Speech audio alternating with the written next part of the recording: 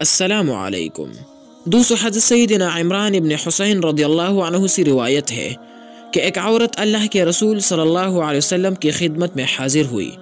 اسی زنا کا حمل تھا۔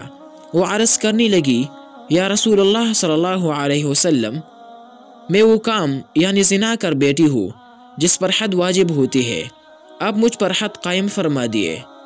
رسول اللہ صلی اللہ علیہ وسلم نے اس کے ولی کو بلا کر ارشاد فرمایا، اس کے ساتھ اچھا سلوک کر اور جب وضع حمل ہو جائے تو اسے میرے پاس لے آنا۔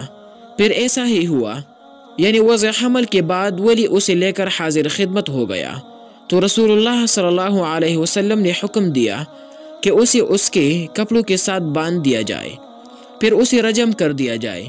پھر سرور دو عالم صلی اللہ علیہ وسلم نے اس پر نماز جنازہ پڑھی تو حضرت سیدنا عمر فاروق رضی اللہ عنہ عرض گزار ہوئے، یا رسول اللہ صلی اللہ علیہ وسلم، آپ نے اس پر نماز جنازہ پڑھ دی حالانکہ اس نے زنا کا ارتکاب کیا تھا۔